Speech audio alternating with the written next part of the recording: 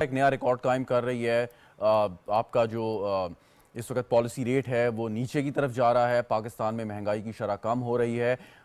پاکستان کی معیشت درست سمت میں ہے یا نہیں, یہ وہ بنیادی نقطہ ہے جو آج اس پروگرام میں ہم اٹھائیں گے. اور اس کے ساتھ ساتھ جو سب سے اہم یہاں پہ پاکستان میں ایک سیکٹر ہے وہ ہاؤسنگ کا. پاکستان کو اس وقت تقریباً 1 کروڑ یعنی کہ پاکستان میں جتنے لوگ رہتے ہیں 1 کروڑ گھروں کی کمی کا سامنا ہے. اور جو ہمارا یہ ریل اسٹیٹ یا ڈیولپمنٹ سیکٹر ہے, ہاؤسنگ سیکٹر ہے, اگر یہ صحیح طور پہ چلے تو اس سے 50 سے زیادہ جو الائیڈ انڈسٹریز ہیں وہ کام کر سکتی ہیں. تو اس سے یعنی کہ ترقی کی ایک نئی راہ پر ہم آگے جا سکتے ہیں.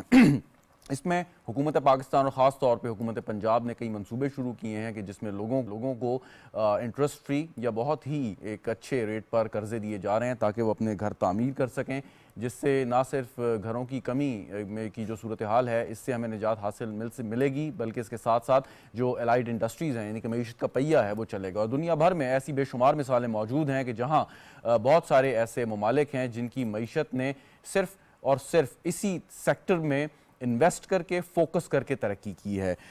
اس پر گفتگو کرتے ہیں. مجھے اسٹوڈیو میں جوائن کر رہے ہیں چودھری رضویس صاحب, ماہر معاشیات ہیں, ریل اسٹیٹ سے تعلق ہے. بہت بہت شکریہ آپ کا چودھری صاحب. ڈاکٹر خالد ولید صاحب ہمارے ساتھ موجود ہیں, ماہر معاشیات ہیں. بہت بہت شکریہ آپ کا بھی. چودھری صاحب آپ سے آغاز کرتا ہوں. سب سے پہلے تو چلیں باقی باتیں تو اپنی جگہ پہ کہ کون سا سیکٹر کیسے جا رہا ہے, ایز اے بزنس مین آپ کیا دیکھتے ہیں, کوئی حالات بہتر ہیں کہ نہیں؟ جی بسم اللہ الرحمن الرحیم.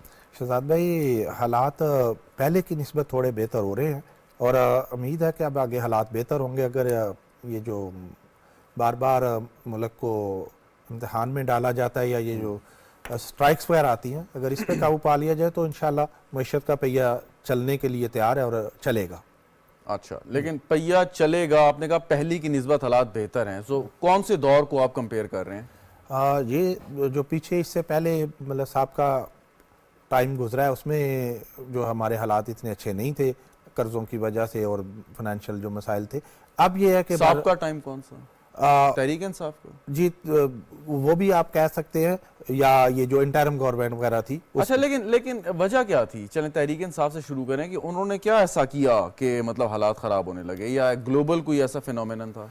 نہیں, گلوبل تو نہیں. ابھی جو اس وقت ہے یہ ایک وہ پارٹی جب بار بار سٹرائکس کی کال دیتی ہے تو معیشت کے لیے ایک سسٹم ہے جس کو رواں رکھنا ہوتا ہے حکومت وقت نے اور بزنس مین نے اور عوام نے مل کے اس کو چلانا ہوتا ہے. اچھا, یہ تو ابھی کی بات ہے نا, لیکن انہوں نے تو کاروائی شروع کر دی جب حکومت میں آئے. جی, میں یہ سمجھنا چاہ رہا ہوں کہ آپ نے کہا اب حالات بہتر ہیں, ان کی حکومت میں ایسی کون سی پالیسیاں تھیں جن کی وجہ سے حالات خراب ہوئے, اور اب جو حکومت ہے ان کی ایسی کون سی پالیسی ہے جس کی وجہ سے حالات بہتر ہو رہے ہیں؟ جی, اس وقت جو حکومت کی پالیسی ہے اس میں تو شرح سود کا کم ہونا یہ سب سے بڑی بہتر بات ہے کہ شرح سود کا کم ہونا, اور میکرو فنانس بینکنگ کا جو ہے وہ آج ہی وزیر خزانہ نے آج ہی اناؤنس کیا, پہلے بھی کیا. تو یہ چیزیں جو ہیں یہ بزنس مین کو اعتماد میں لاتی ہیں, اعتماد آتا ہے. تو اس طرح اگر چیزیں آتی ہیں تو انشاءاللہ یہ سلسلہ بہتر چلے گا. ایک سوال پھر آگے بڑھتا ہوں. آپ کی جو ریل اسٹیٹ یا ہاؤسنگ سیکٹر ہے, جی, اس کے بارے میں بہت زیادہ جو ہے نا ایک ہائپ کریٹ کی جاتی ہے کہ اگر یہ سیکٹر چل جائے گا تو معیشت چل جائے گی. 50+ الائیڈ انڈسٹریز ہیں کہ جو اس سے ساتھ اٹیچڈ ہیں اور وہ ساری کی ساری چلیں گی. لیکن اعتراض وہاں پہ آتا ہے کہ جب آپ لوگ یعنی کہ آپ بزنس مین جو ہیں کہ وہ کام کرتے ہیں اور وہ کمپلیشن کی طرف نہیں جاتا, وہ سارے کا سارا ریل اسٹیٹ فائلوں کی نظر ہو جاتا ہے, وہ گھر میں یا کسی بلڈنگ میں جو ہے کنورٹ ہوتا میں نظر نہیں آتا. نہیں, ایسا نہیں شہزاد بھائی, بہت سی چیزیں جو ہے وہ اپنے تکمیل کو پہنچی. سب سے پہلے تو یہی ہے کہ اس سے 50 سے زیادہ یہ ڈائریکٹلی کہا جاتا ہے کہ جی 40 سے 50 انڈسٹری تو اس کے ساتھ ہے, جیسے چند ایک کے تو نام بھی گنوائے جا سکتے ہیں, سریا, سیمنٹ, بجری, الیکٹرک کی جو کیبلز ہیں اور بہت سی چیزیں, شیشے کی آئٹمز ہیں دیگر, اور 70 تک کہا جاتا ہے ڈائریکٹ انڈائریکٹ ملا کے اس کے ساتھ انڈسٹریز ہے. تو اگر یہ شعبہ آپ چلاتے ہیں تو پاکستان میں یہ سب سے بہتر اور آسان ہے, جس میں ہم عام آدمی کے لیے لیبر ورک بھی اس میں آتا ہے, اور بہت سے پروجیکٹ جو چیزیں گورنمنٹ نے شروع کی یا پرائیویٹ فارمز جو اپنا ایک نام رکھتی ہیں انہوں نے کمپلیٹ کر کے لوگوں کو ہینڈ اوور کی, اور آج وہاں لوگ باحسن طریقے رہ رہے اور اپنی تمام فیسلٹیز اویل کر رہے ہیں. ٹھیک, خالد صاحب اگر دیکھا جائے جیسے ایشین ڈیولپمنٹ بینک کی جو یہ رپورٹ ہے کہ 1 کروڑ گھروں کی کمی کا سامنا, مطلب ان رضوان صاحب یا ان کے ساتھ جو سیکٹر سے لوگ منسلک ہیں، ان سے زیادہ کام تو شاید ہی دنیا میں کسی کے پاس ہو کہ 1 کروڑ گھر یہ ان کو بنانے کی اپرچونٹی موجود ہے. جب یہ موقع موجود ہے تو اس کو اویل کیوں نہیں کیا جاتا؟ دیکھیں اگین وہی چیز کہ ملک میں جو امپروومنٹ آ رہی ہے آپ کے میکرو لیول انڈیکیٹرز میں، کیا وہ ایک بیلنس طریقے سے آ رہی ہے یا وہ کچھ چند سیکٹرز تک جو ہے وہ محیط ہے؟ اگر تو وہ صرف چند سیکٹرز تک محیط ہے تو پھر آپ اس طرح کی ڈیمانڈ جنریٹ نہیں کر سکتے ہاؤسنگ سیکٹر کی، کیونکہ ایک بڑا کیپٹل انٹینسو اور آپ کا ایک فائنانس انٹینسو جو ہے وہ اینڈیور ہو جاتا ہے ہاؤس ہولڈس کے لیے گھر بنانا. آپ کو کرنا یہ ہے کہ اگر آپ اس اتنے لیول کی کمی پورا کرنا چاہ رہے ہیں تو بجائے اس کے کہ آپ اس کو ایک ہاریزونٹل ایکسپینشن کی طرف جائیں، ورٹیکل ایکسپینشن کی طرف ہم کیوں نہیں جاتے، زوننگ کی طرف کیوں نہیں جا رہے ہیں؟ آپ اتنی بڑی بڑی ہاؤسنگ سکیمز پھیلاؤ کے ساتھ بنا رہے ہیں، کیوں اس کو جو ہے وہ ورٹیکلی ہم جو ہے وہ ڈیزائن نہیں کرتے؟ ہائی رائز کی طرف کیوں نہیں جاتے؟ دنیا اب جو ہے وہ چینج ہو چکی ہے. آپ کا جو ہم ہاریزونٹل سمجھتے ہیں ہمارے پاس بڑی ایکسپینشن ہے زمین ہے ابھی. ہم ایک تو یہ کہ زمین ہمارے پاس بڑی ہے، اور دوسرا یہ کہ ہم جو زمین کا جو جس کو کہتے ہیں ٹرانسفارمیشن کریں وہ بڑی خطرناک ہے پاکستان کے لیے. وہ شاید پاکستان اچھا لیکن ایک یہاں بڑا بنیادی سوال ہے بڑا، اور یہ لوگ اکثر پوچھتے ہیں کہ اپارٹمنٹ یا جو آپ نے ہائی رائزز کی بات کی ہے وہ کلچر خاص طور پہ پاکستان کے اس حصے میں، آپ کراچی یا دیگر کچھ شہروں کو چھوڑ دیں، وہ ڈیولپ نہیں ہوا. کیا اس کی یہ وجہ ہے کہ لوگ یہ سمجھتے ہیں کہ آپ ایک اپارٹمنٹ میں یا کسی ایسی جگہ ہائی رائز بلڈنگ میں رہ رہے ہیں تو زمین کا پتہ نہیں ہے آپ کو، زمین آپ کے نام نہیں ہے؟ یہاں پہ آپ اگر کسی اپارٹمنٹ لینے جائیں تو اس کے عوض جو ہے بینک آپ کو قرضہ دینے کو تیار نہیں ہوتا، کیونکہ جو ہے وہ کمپلیشن سرٹیفکیٹ جمع نہیں کراتے. 10 طرح کے یہاں پہ مسائل ہیں. سر لوگ تو ڈسکریج ہوتے ہیں ان تمام باتوں سے. بالکل ٹھیک. یہ اس میں تھوڑا سا ریگولیٹرز کی تھوڑا سا مارکیٹ بلڈ کرنے کی بھی ضرورت ہے. پاکستان میں اگر ٹرو سینس میں دیکھیں تو ریئل اسٹیٹ کی مارکیٹ اس طرح سے ایگزسٹ نہیں کرتی جیسے پوری دنیا میں ایگزسٹ کرتی ہے. اگر وہ ایگزسٹ کرنے لگ جائے تو فائنینشیل انسٹرومنٹس بھی اس کو سپورٹ کرتے ہیں، مارگیج کی فارم میں اور دیگر ہاؤس لونز کی فارم میں. آپ کا جو مائکرو کریڈٹ سکیمز ہیں، آپ کے بینکنگ سیکٹر جو ہے وہ بھی اس کے ساتھ منسلک ہو جاتا ہے. تو ہمیں اس مارکیٹ کو کریٹ کرنا ہے. مارکیٹ کریٹ ہوگی تو اویئرنیس بھی آئے گی، لوگوں کو اس چیز میں جو ہے وہ ایک اکانومی بھی نظر آ رہی ہوگی. اور دوسرا یہ جو پاکستان کا ہم اگین وہی بات کہ آپ کا یہ جو ہاریزونٹل ایکسپینشن ہے یہ آپ کا ورٹیکل ایکسپینشن. ابھی آپ نے ایک بات کی کہ جو ہمیں اس وقت امپروومنٹ نظر آ رہی ہے اگر تو وہ چند سیکٹرز میں ہے تو اس کا شاید وہ امپیکٹ نہ ہو سکے.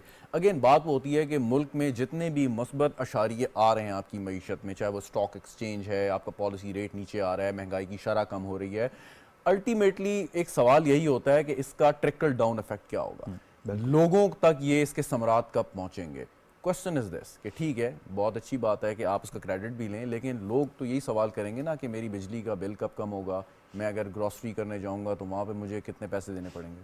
دیکھیں اس میں اب دو چیزیں ہیں کہ ایک تو یہ کہ جو آپ کے میکرو اکنامک انڈیکیٹرز ہیں جو نمبرز کی فارم میں نظر آتے ہیں وہ کیا پرسیپشن میں ٹرانسلیٹ ہو رہے ہیں کہ نہیں ہو رہے. پرسیپشن کا مطلب ہے کہ وہی بات آپ کی کہ ٹرکل ڈاؤن ہو رہے ہیں کہ نہیں ہو رہے. دوسرا یہ کہ آپ کا جو انویسٹر ہے اس کو کانفیڈنس مل رہا ہے. اور تیسری چیز یہ کہ جو آپ کے ہاؤس ہولڈز ہیں ان کو انفلیشن کم ہوتی نظر آ رہی ہے، فیل ہو رہی ہے.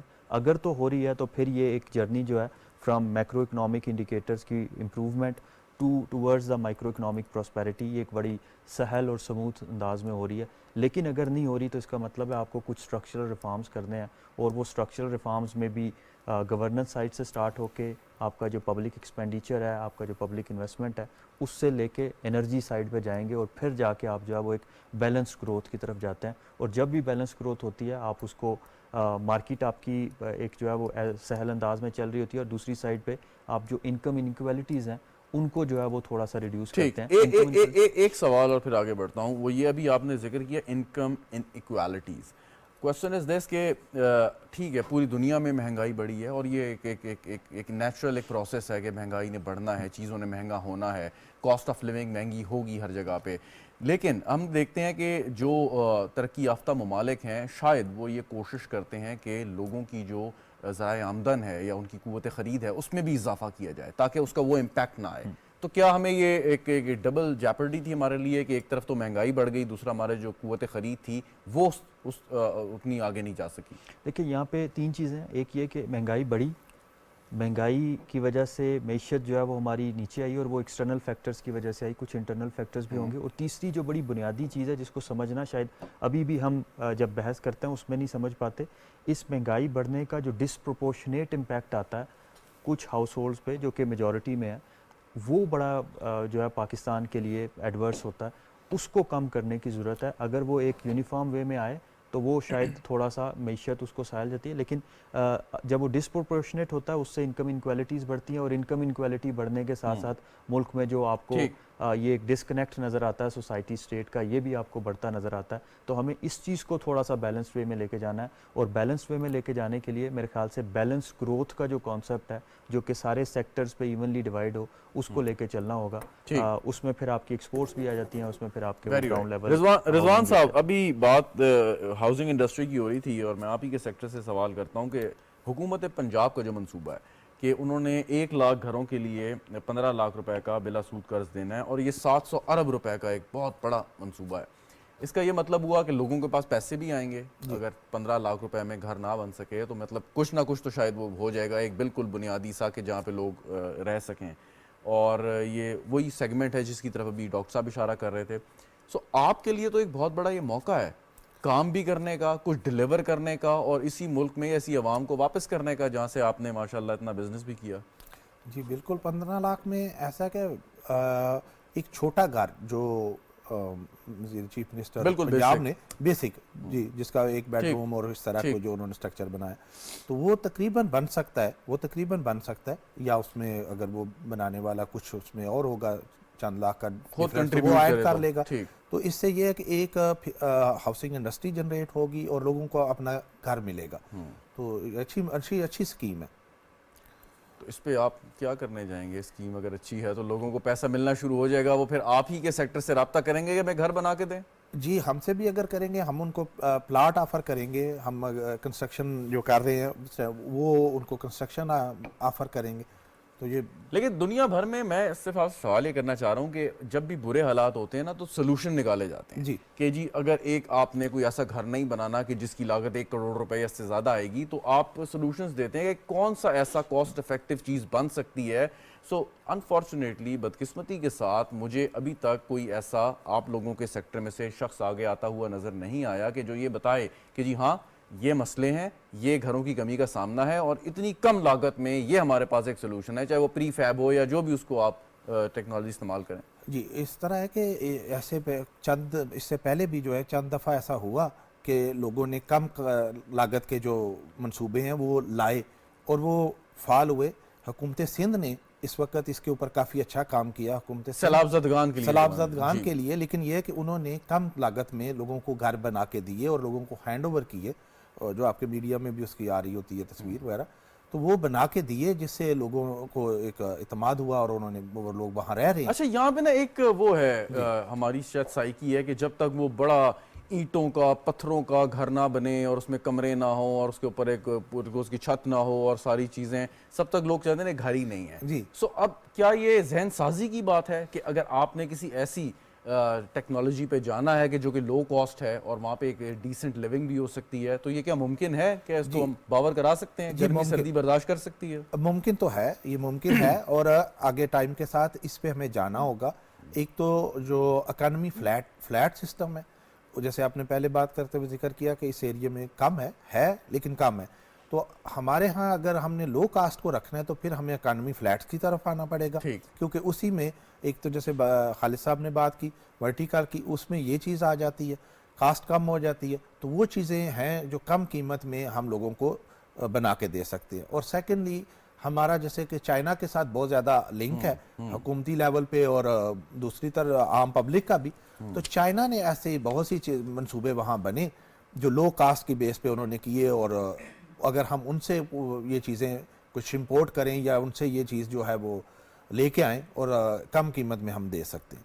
باقی انشاءاللہ پاکستان میں کیونکہ گھروں کی کمی ہے, اور اگر حکومت اس میں ساتھ دیتی ہے اور مائکرو بینک فنانس سسٹم کو ایڈ کرتے ہیں تو اس کمی کو دور کیا جا سکتا ہے, صحیح, اس میں بہتری لائی جا سکتی ہے. خالد صاحب, ایک تو فورن ڈائریکٹ انویسٹمنٹ پہ فوکس ہے آ رہی ہے, سعودی عرب کے ساتھ جو ہے وہ معاہدے جو ہے وہ حقیقت کا روپ دھار رہے ہیں. آج جیسے وزیر اطلاعات نے بھی گفتگو کی, پالیسی ریٹ کم ہو رہا ہے, انویسٹر کو ہم لیور کرنے کی کوشش کر رہے ہیں, لیکن اصل چیز یہ ہے کہ ہم نے دنیا کو بیچنا کیا ہے, ہمارا زر مبادلہ کس طرح ہو سکتا ہے. ریمیٹنس ہے یا ہماری ایکسپورٹس ہیں. ریمیٹنس ہماری جیسے آ رہی ہیں ہمارے سامنے ہیں, بہت ایک لائف لائن ہے ہماری اکانومی کے لیے. ایکسپورٹس یہ شعبہ جو ہے یہ آپ کے خیال میں اگلے 2 سے 3 سال میں کہاں پہ کھڑا ہوگا؟ دیکھیں اس میں نا پاکستان کی جو اکانومی ہے اس کے فنڈامنٹل کو سمجھنے کی ضرورت ہے، اور وہ فنڈامنٹل یہ ہے کہ پاکستان ایک لیبر ابنڈنٹ کنٹری ہے. لیبر انٹینسو پروڈکٹس جو ہیں وہ ہم لوگ بنا سکتے ہیں کمپیریٹیو ایڈوانٹیج کے ساتھ. اور جو دوسری چیز ہے وہ یہ کہ پاکستان کی جو سب سے بڑی کموڈٹی جو ہم ایکسپورٹ کرتے ہیں وہ کوئی فزیکل کموڈٹی نہیں ہے، وہ ہمارا لیبر فورس ہی ہے جس کو ہم ایکسپورٹ کرتے Human ہیں. resource ہیومن ہے. ریسورس جو ہے ٹھیک. وہ اس کو ہے. اس میں اب اگر آپ ٹیکسٹ بک اکنامکس کی بات کریں تو ایک تھیری ہے، اس کو آپ کہتے ہیں انڈوجنس گروتھ تھیری. وہ کہتی ہے کہ آپ اپنے لیبر کو 2 حصوں میں ڈیوائڈ کریں. ایک آپ کا پروڈکٹیو لیبر ہے جو آپ کی اکانومی میں جو جس کو آپ لیبر کہہ رہے ہیں ان ٹرو سینس، جسے مزدور کہتے ہیں. دوسرا آپ کا ریسرچ لیبر ہے. ریسرچ لیبر کا کام یہ ہے کہ وہ آپ کا جو پروڈکٹیو لیبر ہے اس کو اس کے کام کو آسان بنائے، ایفیشینٹ بنائے.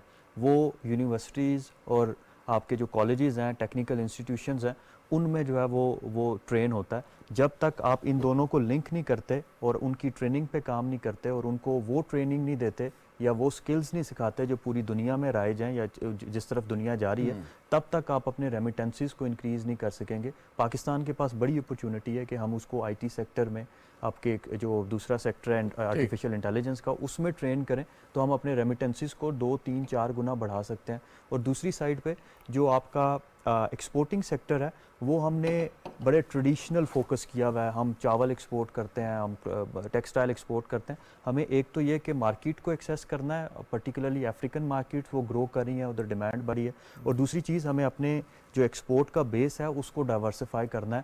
وہ چیزیں لے کے آنی ہیں جس کو پاکستان بنا سکتا اچھا ہے. ابھی ایک ہم نے چیز start اور نہیں کی. بار بار یہ بات ہوتی ہے کہ ہم ایکسپورٹ کرتے ہیں، بہت سی چیزیں ایکسپورٹس کرتے ہیں. سم ٹائمز ایسے بھی واقعات سننے کو آتے ہیں کہ اگر ہم نے کاٹن ایکسپورٹ کی تو کسی دوسرے ملک میں اسی دھاگے کی جو ہے وہ فائنل یا فنش پروڈکٹ بنا کے پتہ نہیں کتنے گنا زیادہ داموں پہ بیچ کے انہوں نے پیسے کمائے.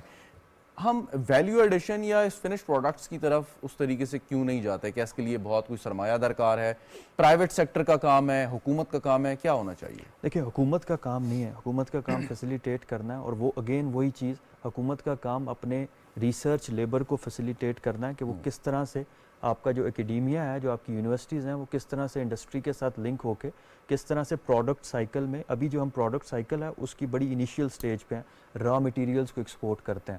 اگر ہم اپنے ریسرچ لیبر کو انٹیگریٹ کرتے ہیں اپنے انڈسٹری کے ساتھ تو ریسرچ اینڈ ڈیولپمنٹ کا لیول بھی بڑھتا ہے اور آپ پھر فنشڈ پروڈکٹس کی طرف جاتے ہیں، را مٹیریلز کو جو ہے. لیکن اگین وہی چیز پاکستان کا جو فنڈامنٹل ہے، that is Pakistan is a labour abundant country. ہمیں باہر سے سرمایہ کیپٹل لے کے آنا ہے اور پھر اس کو اپنے لیبر ایک کے سوال، ساتھ اب انٹیگریٹ جیسے وزیر خزانہ صاحب نے کہا کہ جی ملک میں مہنگائی کی شرح جو ہے 70 ماہ کی کم ترین سطح پہ آ گئی ہے.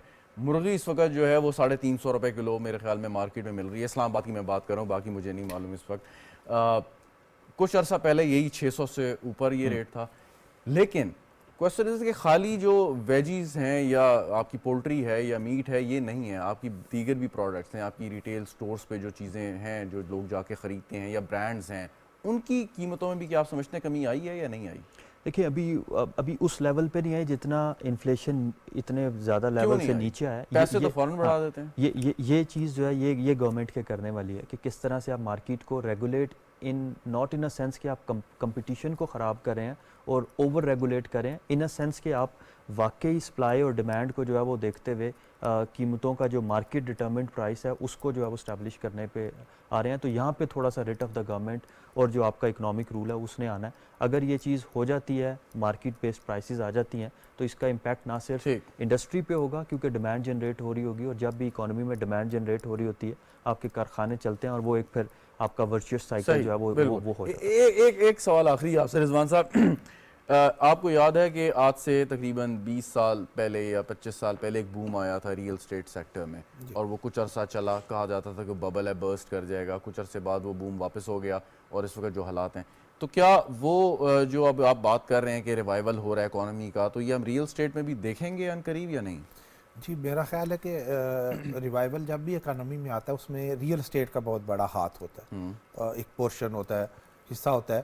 ہم اپنے ریئل اسٹیٹ کو اگر بہتر کریں گے تو یہ اکانومی اس کے ساتھ ریلیونٹ ہے. پاکستان کی اکانومی ریئل اسٹیٹ کے ساتھ جڑی ہوئی ہے. اور جو آپ نے بات کی وہ 2002-2003 کا دور تھا جب آپ جو بات آپ کہہ رہے ہیں تقریباً 20 سال یا اس سے پہلے کی، تو اس وقت بالکل ریئل اسٹیٹ میں بوم آیا، لیکن وہ کافی دیر کنٹینیو رہا. اس میں کچھ چیزیں آرٹیفیشل بھی تھی کچھ آرٹیفیشل بھی تھی, کچھ اس وقت کے مروزی خلات تھے, نیشنل بالکل. اور انٹرنیشنل, ٹھیک ٹھیک. تو ان ساری وجہ. Very اب right. یہ ہے کہ ریئل اسٹیٹ اس وقت آہستہ آہستہ بہتر ہوگی, اب بڑی میچور ہے ریئل اسٹیٹ, میچور ہے. چلیں پوائنٹ ہمیں بہت زیادہ فارن ریمیٹنس بھی جو ہے وہ ریئل اسٹیٹ. Very right. ایک آخری سوال خالد صاحب آپ سے کہ فوکس کن ایریاز پہ کرنا ہے ہم نے, فسکل ڈسپلن پہ, اپنے قرضہ جات پہ, اپنی عادات پہ, کس پہ؟ لیکن ساری چیزیں آ جاتی ہیں, آپ نے سارا ہی بڑے اچھے سمرائز کر دیا کہ فسکل ڈسپلن ویری امپورٹنٹ ہے. آپ کا اکنامک رول جتنا ہوگا, اگر آپ ایک گراف پلاٹ کریں نا over the period of time, اور اس میں آپ اپنے فسکل ڈیفیسٹ کو پلاٹ کریں, تو آپ کو نظر آئے گا جب آپ آئی ایم ایف پروگرام میں جاتے ہیں فسکل ڈیفیسٹ نیچے آتا ہے, لیکن جیسے ہی آخری سال آتا ہے گورنمنٹ کا اور الیکشن کے پاس جاتے ہیں فسکل ڈیفیسٹ اوپر چلا جاتا ہے, اور پھر آپ آئی ایم ایف پہ جاتے ہیں اور سیم سائیکل جو ہے وہ کنٹینیو رہتا ہے. تو اس چیز کو تھوڑا سا ہمیں اوائڈ کرنا ہے, بوم اینڈ بس سائیکلز کو. اگر پرسسٹنس آ جاتی ہے اکانومی میں تو وہ ٹرکل ڈاؤن بھی ہوگی. اور دوسری چیز اگین ہمیں جو ہے وہ اپنے لیبر پہ فوکس کرنا ہے. ہم لیبر ابنڈنٹ کنٹری ہیں, جتنا ہم اسکل ڈیولپمنٹ کی طرف جائیں گے اور انٹیگریشن کی طرف جائیں گے, ملک جو ہے وہ لانگ ٹرم میں آپ کا فائدہ جو ہے. بہت شکریہ آپ کا. ڈاکٹر خالد وحید صاحب ہمارے ساتھ موجود, ولید صاحب ہمارے ساتھ موجود تھے, چودھری محمد رضوان صاحب, بہت بہت شکریہ. ناظرین ایک وقفہ لیتے ہیں, وقفے کے بعد جب واپس آئیں گے تو بات کریں گے اس وقت فیک نیوز, مس انفارمیشن, ڈس انفارمیشن اور حکومت پاکستان کے وہ اقدامات جن سے اس مینس پر قابو پانے کی کوشش کی جا رہی ہے. ہمارے ساتھ رہیے گا.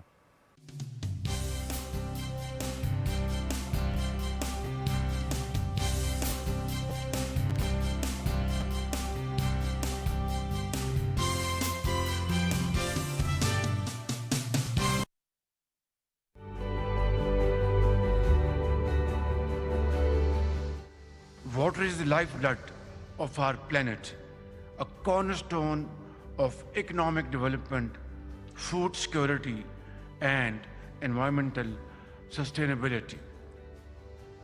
Nearly half of the world's population is facing water scarcity for at least part of the year.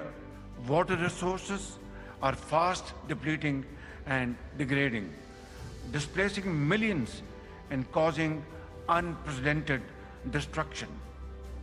To this day, we are still grappling with the 2022 catastrophic floods that hit Pakistan like never before.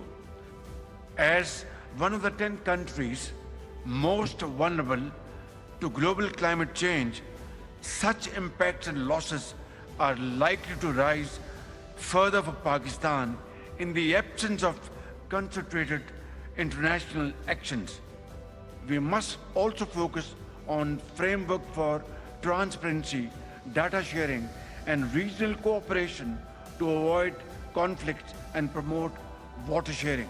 Last but not the least, we require strong political will and global leadership to overcome the water crisis.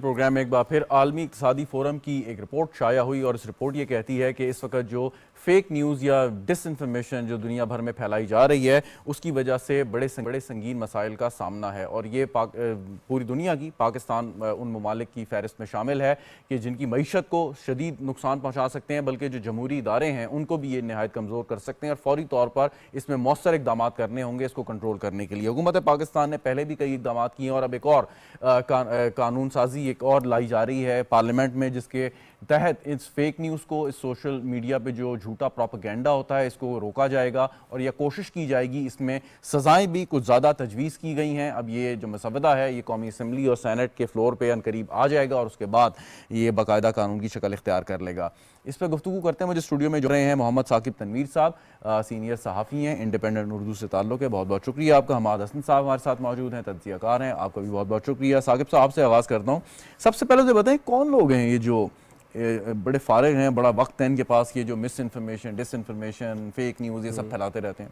اچھا, پہلے تو جو ہے وہ fake news کی term کے اوپر I am sure جو ہے وہ آپ کو ہی پتہ ہے, بٹ اپنے ناظرین کے لیے کہ ہم ایکیڈیمک سرکل کے اندر, آپ کو تو خیر ایکیڈیمک سرکل کا بہت زیادہ ایکسپیرینس ہے, بٹ ایکیڈیمک سرکل کے اندر ہم فیک نیوز کی ٹرم استعمال نہیں کرتے, بیکاز نیوز کے ساتھ فیک کا لفظ لگانا از این آکسیمورون, اور ویسے بھی اس کی کریڈیبلٹی جو ہے وہ نیوز کی ختم ہوتی ہے. بٹ یہ وہ لوگ ہیں جن کے سیاسی عزائم ہیں, یہ وہ لوگ ہیں جن کے پاس میڈیا لٹریسی نہیں ہے, یہ وہ لوگ ہیں جو بھولے ہیں. مجھے یاد ہے وہ کچھ عرصہ پہلے کچھ واٹس ایپ میسیجز آیا کرتے تھے جس کے نیچے لکھا ہوتا تھا فارورڈ ایز ریسیوڈ, جس کا مطلب ہوتا تھا میری ذمہ داری نہیں ہے, میرے پاس جیسے آیا میں نے آگے بھجوا دیا ہے. تو یہ وہ لوگ ہیں, انفارچونیٹلی یہ کوئی جو ہے وہ سپریٹ اسپیشی نہیں ہے یا سپریٹ نہیں ہے, ہم سب میں سے لوگ ہیں, ہم لوگ بھی اس کا شکار ہوئے ہیں, ہم نے بھی شیئر کیا ہے.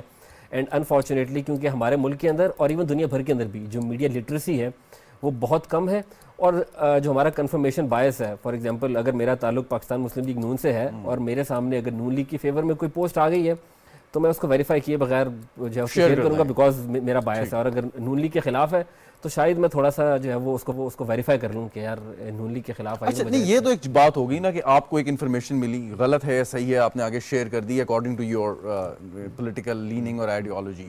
ایک چیز یہ ہے کہ جو جان بوجھ کے بیٹھ کے غلط خبر بنائی گئی, یا خبر کا لفظ نہیں کہ غلط انفارمیشن بنائی گئی اور اس کو پھیلا دیا گیا, اب یہ تو اس نیکسٹ لیول کی بات آ گئی نا. پھر یہ بہت انٹرسٹنگ ایک کیس اسٹڈی ہوئی تھی 2016 کے جو امریکن الیکشنز تھے, اس میں جب یہ الزام لگا کہ رشین انٹرفیرنس ہوئی ہے تو اس وقت ایک انویسٹیگیشن کے بعد یہ پتہ چلا تھا کہ ایک چھوٹا سا یورپی ملک ہے میسیڈونیا, اس کا شہر ہے, اس کے اندر فیک نیوز فیکٹریز بنی ہوئی ہیں جن کا کام ہی صرف یہ تھا کہ امریکن الیکشن سے متعلق انہوں نے فیک نیوز بنانی تھی. اور انفارچونیٹلی ہماری پولیٹیکل کلاس, ہماری پولیٹیکل پارٹیز اور جو ہے وہ کچھ اور عنصر اس میں شامل ہیں جو کہ اپنے سیاسی ایجنڈے کے لیے جو ہے وہ یہ نیوز مینوفیکچر کرتے ہیں, یہ نیوز بناتے ہیں, اور انفارچونیٹلی ہم لوگ سوشل میڈیا کے اوپر اس کو کنزیوم کرتے ہیں, اس کو ویسے ہی پھیلا دیتے ہیں, اور جس کے جو نقصانات ہیں آپ کو پتہ ہے کہ اسٹاک مارکیٹ ہماری جو ہے وہ زیادہ تر اسپیکولیشن پہ چلتی ہے, سو اکانومی کو بہت زیادہ نقصانات اس سے ہو سکتے ہیں.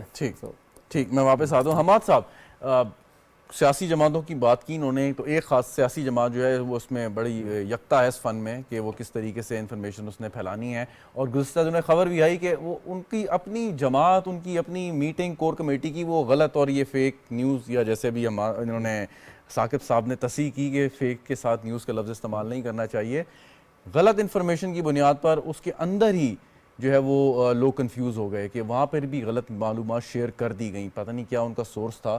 تو آپ کے خیال میں کہ یہ سیاسی جماعتیں جو ہیں, کیا یہ سب سے بڑا پرابلم ہے اس غلط انفارمیشن پھیلانے کا, یا کچھ اور؟ سیاسی جماعتیں ہرگز پرابلم نہیں ہے. سیاسی جماعتیں شہزاد صاحب لوگوں کو موٹیویٹ کرتے تھے, ایجوکیٹ کرتے تھے, سیاست سکھاتے تھے, معیشت سکھاتے تھے, جمہوریت کی معنی سکھاتے تھے, پارلیمان یہ سب ذمہ داریاں نبھاتا تھا.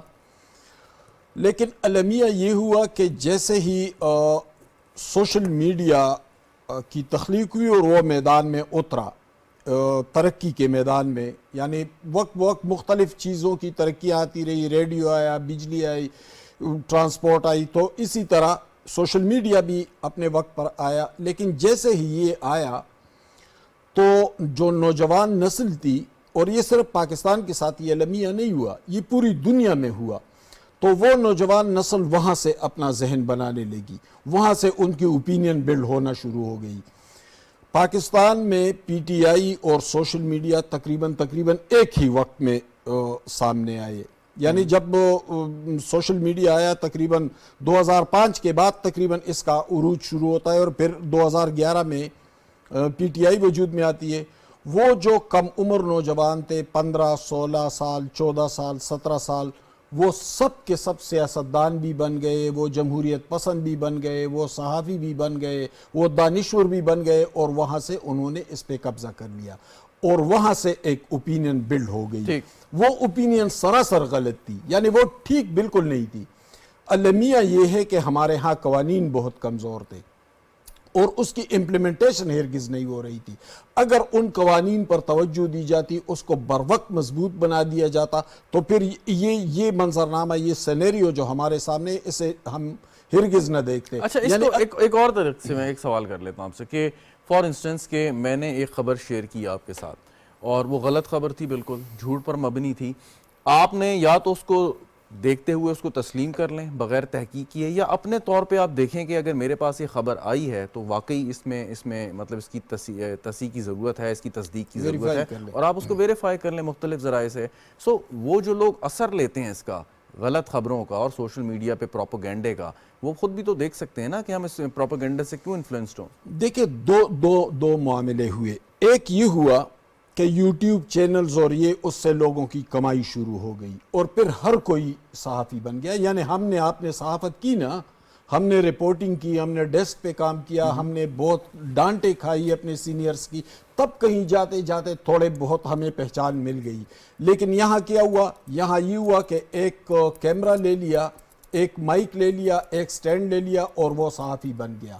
اور اس کے لیے کسی طرح مطلب ہے کہیں سے اس کو کسی این او سی کی ضرورت نہیں تھی, کسی اجازت نامے کی ضرورت نہیں تھی. وہ گھر میں بیٹھے اور جو اس کے منہ میں آئے وہ کہتا جائے, اور پھر اس کو جو سنے گا وہ کم عمر بچے ہوں گے, ان کی ذہنی تربیت نہیں ہوئی ہے, وہ سیاسی تربیت سے نہیں گزرے ہیں, وہ جمہوریت کے معنی نہیں جانتے, وہ سیاست اور تاریخ سے ناواقف ہیں, وہ وہی سنیں گے, ان کی اوپینین بنے گی, ان کی رائے بنے گی. اور اسی چیز نے ہمارے سارے سیاسی اور جمہوری حتیٰ کہ معاشی منظرنامے کو بھی تباہ و برباد کر کے رکھ دیا. اس کو ریگولرائز کرنا ہوگا. ٹھیک, ثاقب صاحب یہ فرمائیے گا کہ ایک تو یہ ایک پروپیگنڈا ہوتا ہے اپنے مقاصد کے لیے, لیکن ابھی ہم نے ریسنٹلی دیکھا کہ اس کو ویپنائز کر دیا ہے اور دشمن کے خلاف ہتھیار کے طور پہ باقاعدہ اور حکمت عملی کے طور پہ اس کو استعمال کیا جا رہا ہے. رائٹ رانگ ایک الگ ڈیبیٹ ہے. اس ویپنائزیشن کو کیسے ہم کنٹرول کریں گے؟ کیا یہ قوانین جو انٹروڈیوس کروائے جا رہے ہیں دے آر انف؟ دیکھیں, ویپنائزیشن کی اگر ہم تھوڑی سی ہسٹری دیکھیں نا, جیسے انہوں نے بھی بتایا کہ 2005 میں جب سوشل میڈیا آیا تو پاکستان تحریک انصاف سوشل میڈیا کے ساتھ ہی بڑی ہوئی.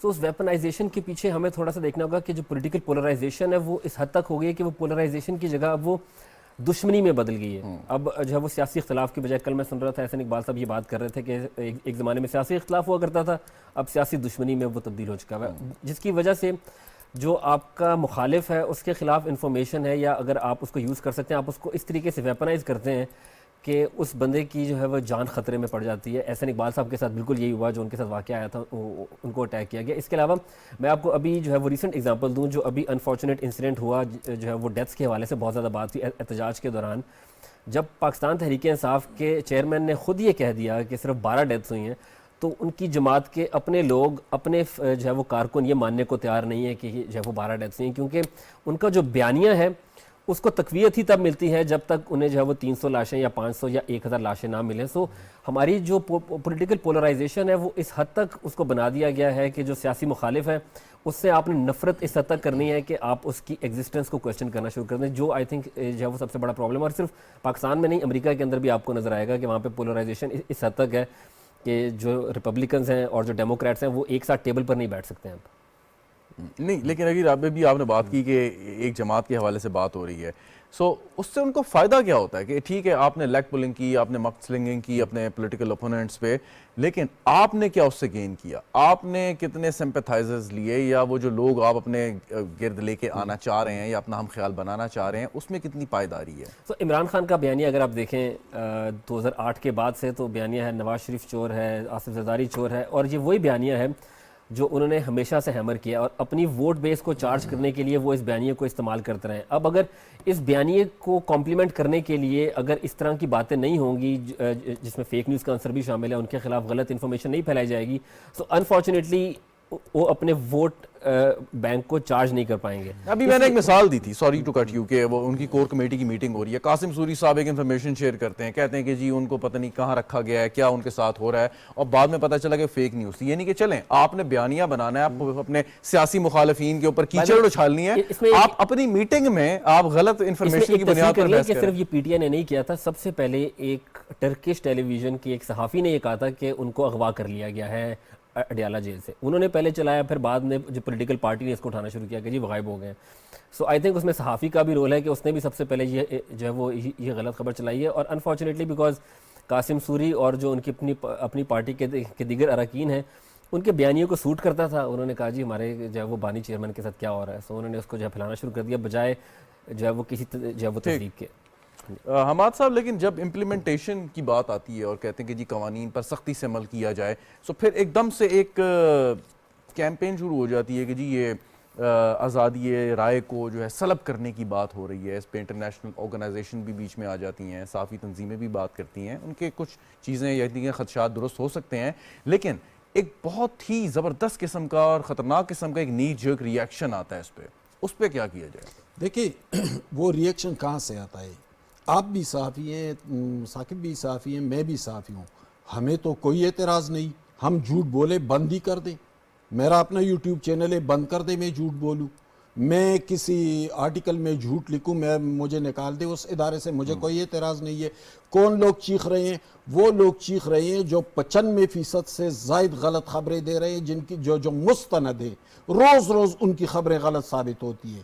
یعنی کچھ صحافی تو ایسے ہیں کہ وہ باقاعدہ پرائیویٹ ٹی وی چینلز پر آ کر بولتے ہیں اور کہتے ہیں کہ ہیلی کاپٹر اڈیالہ میں اتر گیا ہے اور شام سے پہلے عمران خان وزیر اعظم بن جائیں گے، یعنی اسی طرح بنا دیتے ہیں۔ وہ عدالتوں کو بھی بھول جاتے ہیں، وہ کیسز کو بھی بھول جاتے ہیں، وہ پارلیمنٹ کو بھی بھول جاتے ہیں، سب کچھ، اور لوگ مان لیتے ہیں۔ ان لوگوں کا شور ہے کہ یہ نہیں ہونا چاہیے۔ میں تو صحافی ہوں لیکن میں تو اس کا شدید حمایت ہوں، پہلے دن سے کہہ رہا ہوں انتہائی سخت قوانین ہونے چاہیے، کیونکہ میں جھوٹ نہیں بولتا، میں نہیں بولتا تو مجھے ڈر کس بات کا؟ میں جھوٹ بولوں گا تو بندی کر دے، میں تو قانون کا پابند ہوں، اور پوری دنیا میں اس طرح ہوتا ہے، ایک یونیورسل لا ہے۔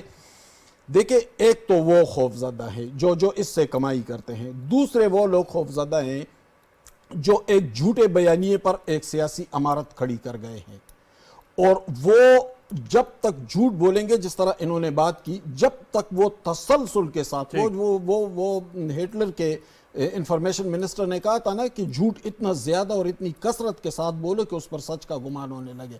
اب آپ مجھے بتائیں، کچھ عرصہ پہلے لاہور میں ایک کالج کی ایک لڑکی کے گینگ ریپ کا واقعہ سامنے آیا تھا، کیا ہوا پھر؟